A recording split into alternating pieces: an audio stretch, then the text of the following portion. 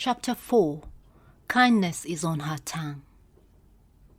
She opens her mouth with wisdom, and the law of kindness is on her tongue.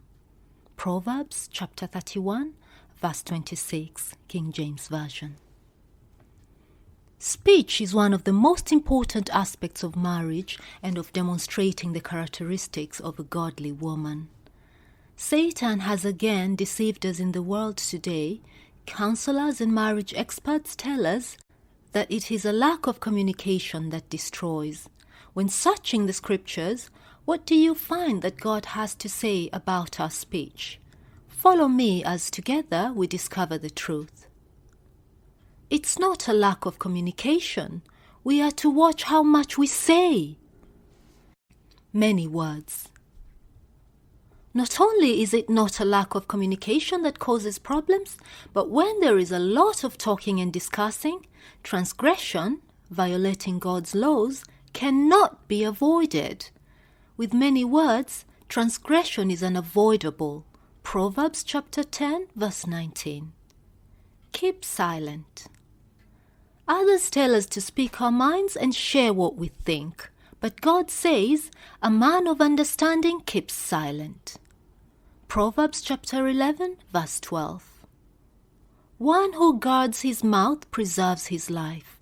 One who opens it comes to ruin. Proverbs chapter 13, verse 3. Close your lips. Actually, God says that we practice wisdom and appear wise when we say nothing. Even a fool, when he keeps silent, is considered wise. When he closes his lips, he is counted as prudent. Proverbs chapter 17, verse 28. But let your statement be yes, yes, or no, no. Anything beyond this is evil. Matthew chapter 5, verse 37. Without a word. God speaks directly to women. In the same way, you wives, be submissive to your own husbands, so that even if any of them are disobedient to the word, they may be won without a word by the behavior of their wives, as they observe your chaste and respectful behavior. 1 Peter chapter 3, verse 1 to 2. Let the woman keep silent in the churches. 1 Corinthians chapter 14, verse 34. Gentle and quiet spirit. God finds the quiet woman precious to him. Is this you? With the imperishable quality of a gentle and quiet spirit, which is precious in the sight of God. 1 Peter chapter 3, verse 4. Guard what has been entrusted to you, avoiding worldly and empty chatter and the opposing arguments of what is falsely called knowledge, which some have professed and thus gone astray from the faith. 1 Timothy chapter 6, verse 20. God tells us to be careful about what we say.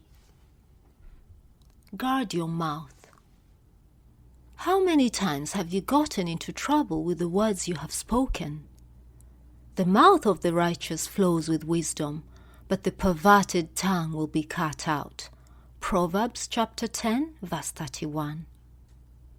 There is one who speaks rashly with thrusts of a sword, but the tongue of the wise brings healing. Proverbs chapter 12, verse 18. He who guards his mouth and his tongue guards his soul from trouble. Proverbs chapter 21, verse 23. What proceeds out of your mouth? This statement is clear. What you say is very important. For by your words you shall be justified, and by your words you shall be condemned. Matthew chapter 12, verse 37. It is not what enters into the mouth that defiles the man, but what proceeds out of the mouth. This defiles the man. Matthew chapter 15, verse 11. Put them all aside, anger, wrath, malice, slander, and abusive speech. Colossians chapter 3, verse 8. Give attention to your words.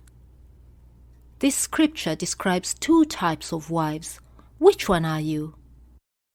An excellent wife is a crown of her husband, but she who shames him is as rottenness in his bones. Proverbs chapter 12, verse 4. He who gives attention to the word shall find good. Proverbs chapter 16, verse 20.